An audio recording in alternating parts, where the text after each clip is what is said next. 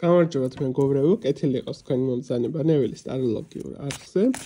მოდით დღეს ნახოთ საინტერესო თემის განხილვა. დიდი ხანი არის, რაც ესე ურთიერთობებთან დაკავშირებით არ ჩამიწერია ვიდეო.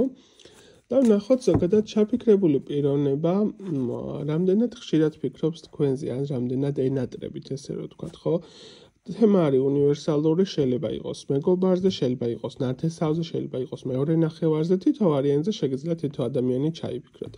ენერგობალანსირებისთვის საჭირო არის მოწონება, კომენტარი, გაზიარება, მათთვისაც ჩემი არხი გამოწვეული აქვთ, რომ გამოიწეროთ. პირადი კონსულტაციებისთვის მიკავშირდებით Facebook-ის ან Instagram-ის გვერდზე. მას შესაბამისად, თქვენ მიერ ჩაფიქრებული პიროვნება, პირველი ვარიანტი, რამდენად ხშირად ფიქრობს თქვენზე და რამდენად ენატრებით. მეორე ვარიანტი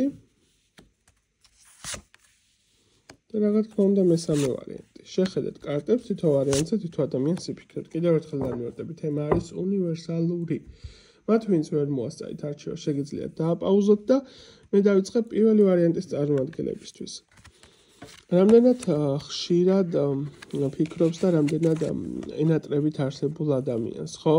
ესეც როგორი მომენტი არის, ხშირად ფიქრის მდგომარეობა აქვს ნამდვილად, თამამად შემიძლია პირველი ვარიანტის თემაში თქვა, რომ კი, ნამდვილად ხშირად ფიქრობს თქვენთან მიმართებაში, მაგრამ თემა არის იცით როგორი, თითქოს რაღაცა გარკვეული სახით საკუთარ თავში აქვს ჭიდილის მომენტი. მოდი ესე ვიტყოდი მიქარული თემები, რომ რაღაცა აქვს, ხო, რაღაც დაშავებულის კუთხით, რაღაც მომენტში საკუთარ თავს მეტნაკლებად გრძნობს დამნაშავის პოზიციაში, თითქოს რაღაცა არასწორად გააკეთა. თითქოს რაღაც მომენტში არასწორი მიდგომები ჰქონდა, შეხედულებები. თემა არის ის, რომ კი, ნამდვილად აქვს მონატრების თემა, მაგრამ იმდენად ჯილტი არის და იმდენად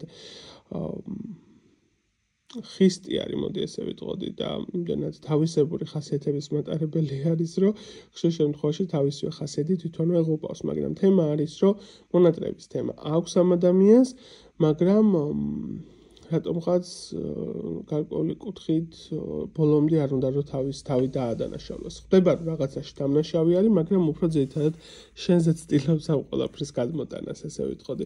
მონატრების თემა არის, ხშირად ფიქრის თემაც აქვს, უბრალოდ ესეთი ტიპაჟი არის, ესეთი თავისებურებები ახასიათებს. აი ესეთი იყო პირველი ვარიანტი, გადავდივარ მეორე ვარიანტზე.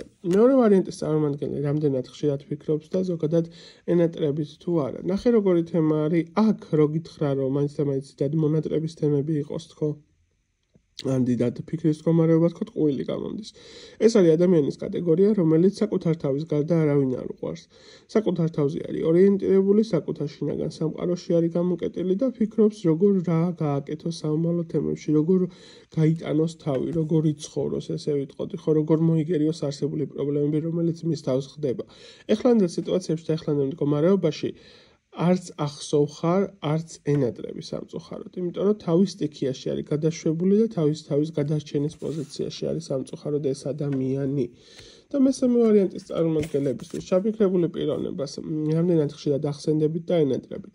რატომღაც გულნატკენილი სიტუაციის მდგომარეობას მიჩვენებს იმედგაცრუებული მდგომარეობის სიტუაციას თქვენი მხრიდან მისი შეხედულებით ყოველ შემთხვევაში, როგორც ასეთი ხშირად გახსენების თემები აქვს, ხოლმე თითქოს ნოსტალგიური თემები აქვს ამ ადამიანს. უბრალოდ აი ესე გადაჭრით, რომ მონატრების თემა და რომ გიждდებოდეს შენზე და რომ შენ გარეშე არ შეძლოს, ესეთი რაღაცეები არა. უბრალოდ ჩანს, რომ გარკვეული კუთხით რაღაცა გულდაწყვეტის მომენტები აქვს, მაგრამ ძირითადად მიჩვენებს, რომ ისეც მომხმარებლური დამოკიდებულებიდან გამომდინარე. აკლი ხარ როგორც ადამიანი, რომელიც გვერდში დაუდგება, რომელიც გაუგებს, მოусმეს და ასე შემდეგ. ანუ რაღაცა ცუდი მომხმარებლური დამოკიდებულება ჩანს ამ ვარიანტზე. ასე რომ ესეთი სიტუაცია არის, მოგწონს ეს თუ არ მოგწონს. ასეთი იყო სამი ვარიანტის არსებული სიტუაცია, დამიწერეთ რამდენად რეზონი და რამდენად ახლოს იყო პირადისთვის მომწერეთ პირადში. ნახვამდის.